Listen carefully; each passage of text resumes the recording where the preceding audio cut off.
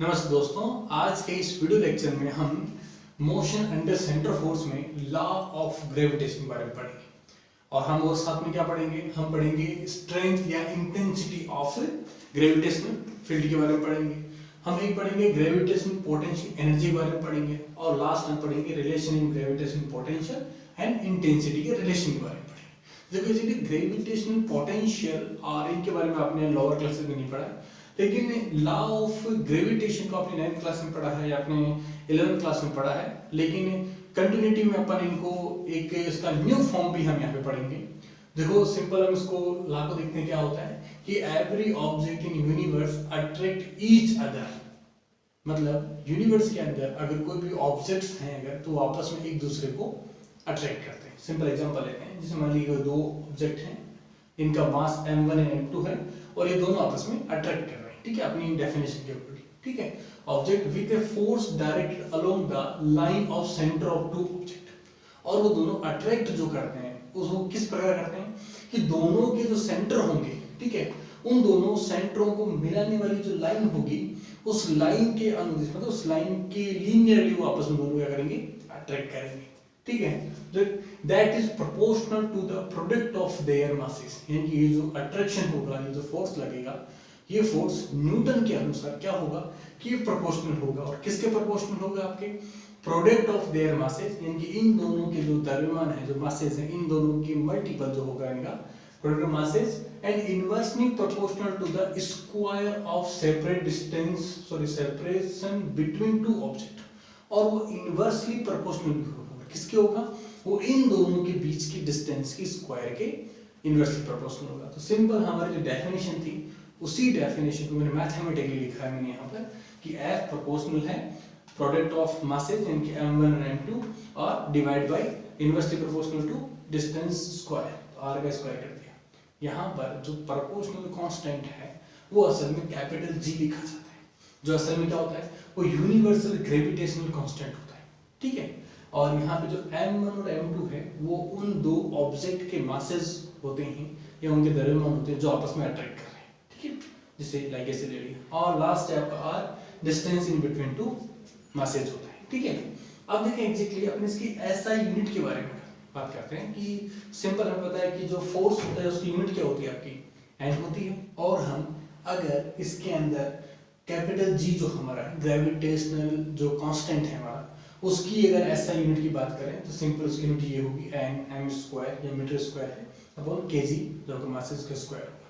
और जो देखिए इस फोर्स की प्रॉपर्टीज क्या क्या होती है, तो देखो सबसे पहली जो प्रॉपर्टी होती है वो क्या होती है, it is attractive in nature. मतलब क्या होता है कि ये केवल अट्रैक्शन शो करता है ऑब्जेक्ट के बीच में, रिपल्शन शो नहीं करता है, ठीक है। दूसरा क्या है, इट इज यूनिवर्सल, और इसका मतलब ये पूरे ब्रह्मांड में सब जगह लगता है, ठीक है, यूनिवर्सल है।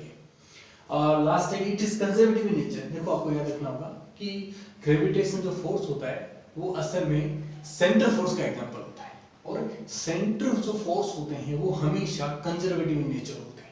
इसका मतलब हमारा जो ये ग्रेविटेशन फोर्स है वो कंजर्वेटिव नेचर का होता है, ठीक है। ये तो हुआ हमारा लॉ ऑफ ग्रेविटेशन। अब देखते हैं एग्जैक्टली स्ट्रेंथ या इंटेंसिटी ऑफ ग्रेविटेशनल फील्ड। कई बार आपने देखा होगा यहाँ पर कि इंटेंसिटी ऑफ ग्रेविटेशनल फील्ड लिखा होता है, कई जगह स्ट्रेंथ ऑफ ग्रेविटेशनल फील्ड लिखा होता है, तो कंफ्यूज दोनों एक ही चीज है, ठीक है। इसकी डेफिनेशन क्या होगी कि the force experienced by a unit mass placed at a point, किसी भी एक पॉइंट के ऊपर ग्रेविटेशनल फील्ड के अंदर किसी एक पॉइंट के ऊपर अगर कोई पॉइंट पर कोई मास रखा हुआ है और वो ग्रेविटेशनल फील्ड एक्सपीरियंस करता है, मतलब उसे ग्रेविटेशनल फील्ड महसूस होता है अगर, ठीक है, field is called the intensity of gravitational field at that point. और उस पॉइंट के ऊपर जो ग्रेविटेशनल फील्ड वो एक्सपीरियंस कर रहा है असल में वही उसकी क्या होगी, इंटेंसिटी होगी।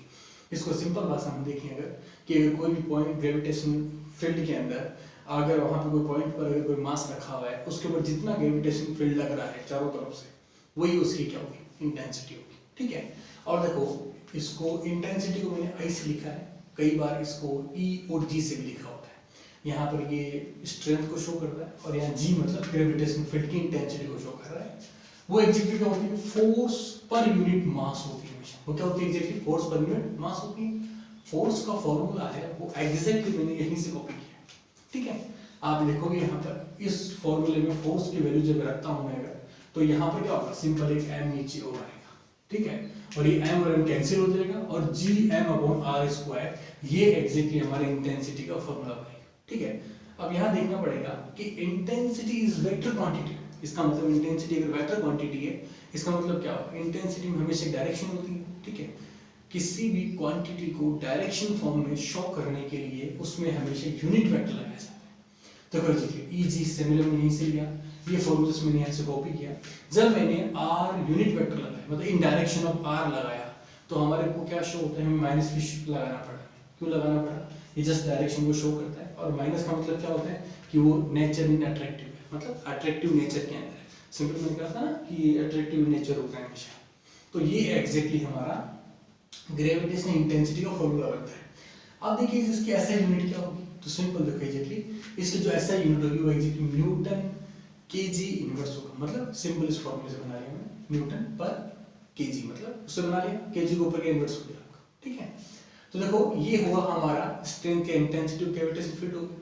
अब हम पढ़ते हैं ग्रेविटेशनल पोटेंशियल जो होगा वो क्या होगा कि gravitational potential energy at any point, किसी भी एक पॉइंट के ऊपर जो ग्रेविटेशनल पोटेंशियल एनर्जी जो होगी हमारी वो क्या होगी इन ग्रेविटेशनल रीजन, यानी कि वो किसी ग्रेविटेशनल रीजन के अंदर या फिर ग्रेविटेशनल फील्ड के अंदर इज डिफाइंड एज, वो किस प्रकार एक्सप्लेन की गई है, as amount of work done, यानी कि उस पॉइंट के ऊपर कितना वर्क डन किया गया, कार्य किया गया है। ठीक है, to move any unit mass, और जो उसका जो पॉइंट पर कोई मास रखा हुआ यूनिट मास है उसके ऊपर कोई कार्य किया गया है। ठीक है, from infinite to that point, और उसको इस पॉइंट तक लाने में, कहां से अनंत से उस पॉइंट तक, वहां तक उसको लाने में जितना उसके ऊपर कार्य किया गया है।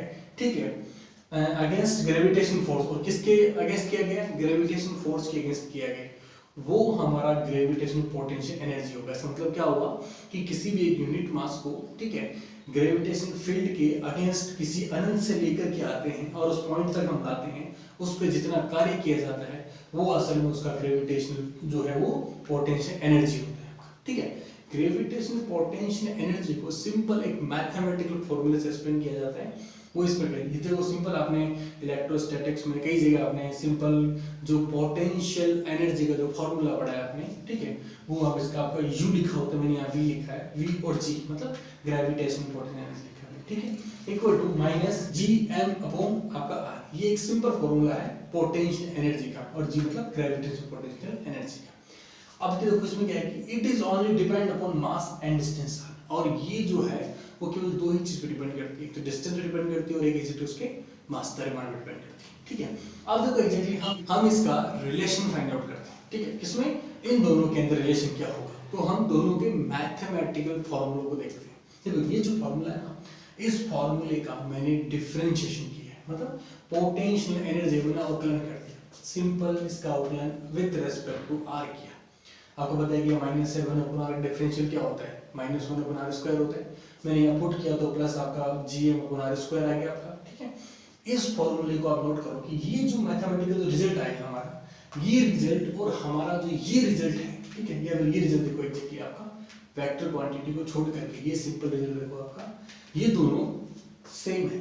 ठीक है, लेकिन यहाँ पर प्लस है आपका और यहाँ पर माइनस है आपका। ठीक है, मतलब यहाँ पर माइनस आ रहा है। ठीक है, तो इसमें क्या किया, उस वैल्यू को एग्जैक्टली मैंने यहाँ पुट किया। ठीक है, मैंने जब इस वेक्टर क्वांटिटी की इस वैल्यू को यहाँ पुट किया तो क्या हुआ, -Eg आया आपका। सिंपल क्योंकि तो मैंने वेक्टर क्वांटिटी में यहाँ पे Gm/r² का जो पुट किया तो -Eg आ गया आपका। यानी कि इन दोनों का रिलेशन क्या हुआ कि Eg = -ΔVg/Δr, ये इसका एग्जैक्टली मैथमेटिकल रिलेशन है। और इसमें देखो नोट करो कि यहाँ पर जो r है इसको एग्जैक्टली हम ऑपरेटर फॉर्म में भी लिख सकते हैं। ठीक है, मैंने यहाँ पे डेल ऑपरेटर यूज किया है, Eg = -ΔVg।